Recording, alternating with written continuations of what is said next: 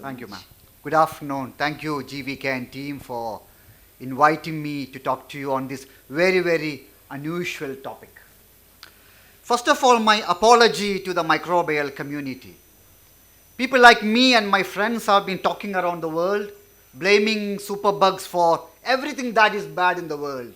Destruction of humanity, destruction of the global economy, and taking the modern medicine back to the dark ages of civilization or dark ages of medicine. That's wrong in a way, because 99.999% of the bugs are good or neutral. Only 0.001% of the bugs in the world create any kind of harm to humans or animals. They are good, and we all know about microbiome. Very popular topic. I am going to discuss a topic of microbiome that is very unusual, and I haven't heard anybody discussing in detail on this particular aspect. I'm going to talk about how the microbiome interacts with perfumes and the role in diabetics. And don't underestimate perfumes. It's a $52 billion industry. You know how much all the blood test, medical blood test industry is worth in the world? 100 billion. And perfume is 52 billion. This is Emperor Napoleon and his wife, Empress Josephine. We all know that Emperor Napoleon was an emotionally detached person from the rest of the world. He was a conqueror, except he was obsessed with his wife, Josephine.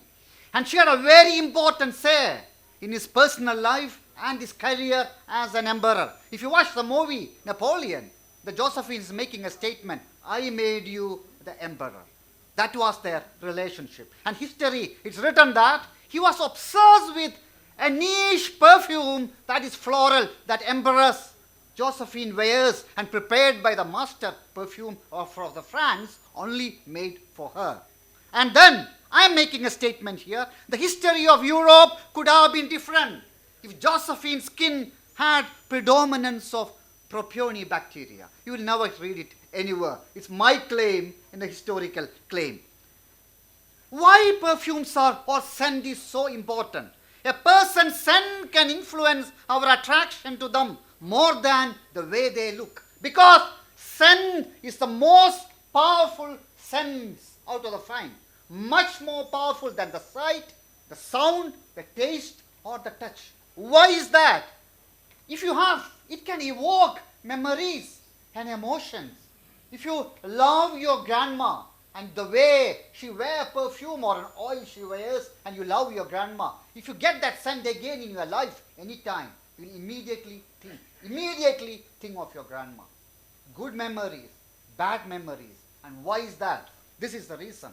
Scent, all the olfactory through receptors, olfactory nerve, all the other senses, all the other four senses have to pass through the thalamus. And thalamus is the filter. Before reaching the cortex, all the senses, influences have to pass through the filter of thalamus, except the scent.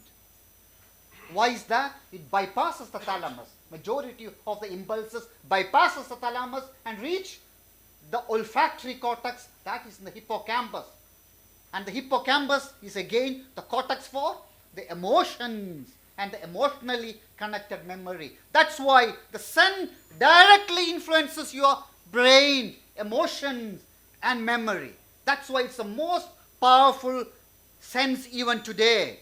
So it's not just, when you hear about perfume or fragrances, don't just think it's personal way of influencing. It can be used to influence higher decision making between country leaders, diplomats, and even other areas. And it has been tried many times at various levels. This is a picture of Vladimir Putin sitting with dog, a hound, in front of Angela Merkel. See the way she sits. She's so scared. She's afraid of small dogs.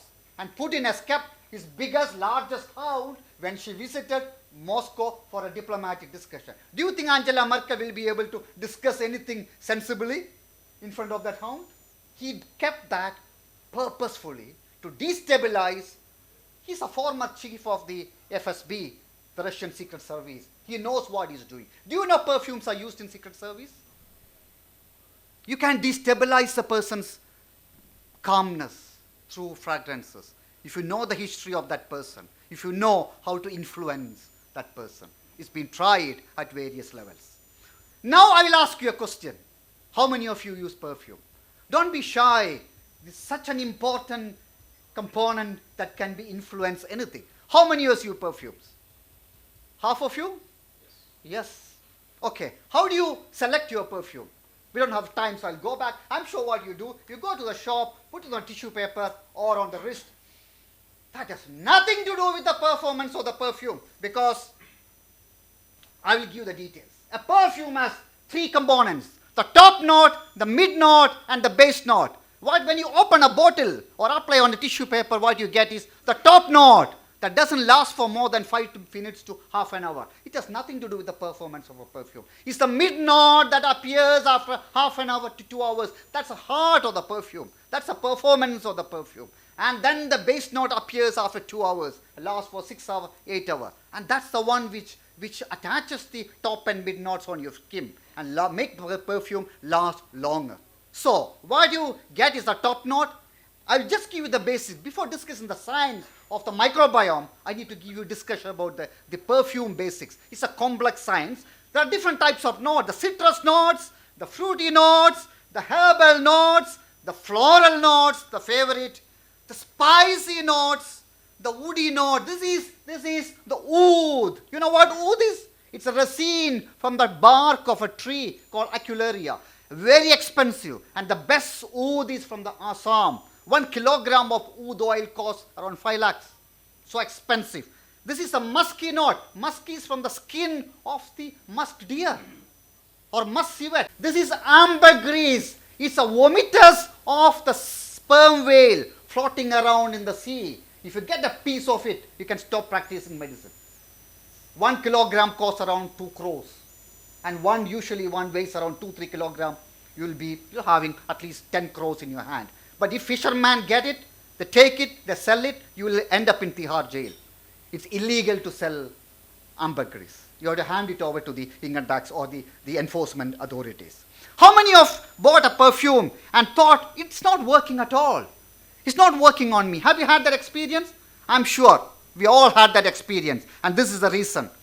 The perfume contains hundreds of volatile organic compounds, and that's a very complex chemistry. We have, and then interaction with the human skin. Human skin is full of microbes, millions or trillions of microbes. And the sweat plays a very important role. The sweat glands, the eccrine glands, the sweat is odorless. It's the bacteria that makes it the scent. And then we have got apocrine glands in the armpit and groin with amino acids and protein, and bacteria convert them into volatile organic compound, giving the strong body odor. And by the bacteria, it's the bacteria that creates the body odor. Coagulase negative staph on the skin, not a bad one. Some impact on the odor and the perfumes. Coriaceae bacteria is not good. It gives some strong body odor and also can metabolize the top note and mid note of perfumes, but not so strong. Look at the peony, the strongest one. It gives the strong body odor and it dissolves the citrus note and floral notes of the perfumes. Citrus and floral will not work on an individual with hyperpeony, especially those with oily skin. And then the nice lactobacillus, the good bacillus, doesn't produce any bad body odor and is wonderful for performance of perfume. And this combination is dangerous. Hyperpeony, low lactobacillus, is not good for your perfume performance or the body odor. Look here, the Mona Lisa, Da Vinci's masterpiece. He painted it on a piece of pine wood, and pine wood is neutral, canvas is neutral. The artist's ability shows on a perfume, on a painting. But that's not how a perfume. Even if you buy a perfume that costs 10 lakhs from the best French perfumer, the best component, original oil, there's no guarantee that it's going to work on you. It works on somebody else, but not on you. No two human beings have the same microbiome. It's your signature. There's no guarantee. And the painting, because we are painting on the live human skin with trillions of the bacteria. Here the canvas is a live skin created by the master designer and not by the master perfumer. So what's the solution? You measure the percentage of the bacteria on your skin. How do you do that? NGS, next generation sequencing, metagenomics. What I explained is very, very superficial aspect. Perfumery is so complex and microbiome is much more complex. Interaction between these two is so complex that without an AI, I've been studying it for a year at least. I'm confused. I need AI algorithm to analyze the interaction. It's so complex, without AI, we can't even interpret the percentages and interaction. Why is it so important? Why a doctor is so interested here? Look at the perfumes. Not always safe. It has toxic components, some of the toxic components, and some of them much more than the other one. It has got skin side effects, we know that. It has cardiovascular side effects, respiratory side effects, hormonal side effects. I can tell you the brands of perfumes in the world available on the shelf that has got endocrine disrupting molecules like phthalate with serious endocrine side effects. Some of them produce cancer. I'm not against perfume. I'm a big connoisseur of perfume. I'm not asking you not to use it. Use it. But the best component, least toxic, and you should know what you are using. So with a small amount, you can have the best performance. What you do? You should know your bacteria, not just the brand or the designer or the price. So, coming back to diabetics, this is a diabetology conference.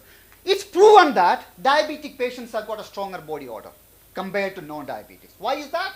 First of all, the increased sugar, and then altered pH, the impaired immune function, and the dysbiosis. Dysbiosis of the skin microbiome is much more common in diabetics compared to non-diabetics.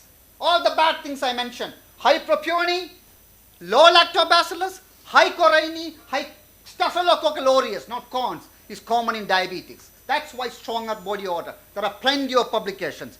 We know from the other individuals that if there is a dysbiosis, the perfume performance will be altered. And diabetes have got more dysbiosis, so we can assume there's no published data on this particular component, but from the available scientific data, they will have altered perfume performance. And I'm sure, like everybody else, whether diabetic or not, even diabetics will be using perfume, but it may not function the way it has to function because they have got dysbiosis. And most of the people like floral notes. It won't function in diabetics. I can't make that statement. There's no published data that it will function or not function, but potentially you may be using more of perfumes. Potentially. You can ask your patients, I don't know, but don't ask them, don't use it, because perfumes are important for the confidence, especially for anybody, including diabetic or non-diabetic, anybody. But use the perfect components at the right concentration, and don't overuse just because it's not functioning. How can you say that function or not? Either you have to try it for weeks, but you have no guarantee that it's going to function. And people don't know what to do unless they know their metagenomics of the skin. That's why it's so important. Fragrances, some of the fragrances like lavender, bergamot, citrus, make the people calm. And that is publication that make them calm, less stress, less anxiety, less insulin resistance, better sugar control. And there are publications on that. So now I'm coming back to the slide. Now do you understand why I made that statement? If Josephine's skin had higher propionibacterium, floral, the sole niche floral note prepared by the master perfumer of the France would not be working on her skin. It will be giving instead a musky fragrance instead of floral or citral. It get converted into musky, and maybe the history of France would have been different. Perfume influence, the so-called the science of subliminal priming, is not just for individuals. It has got higher influences, higher science in diplomacy, in games, probably in politics.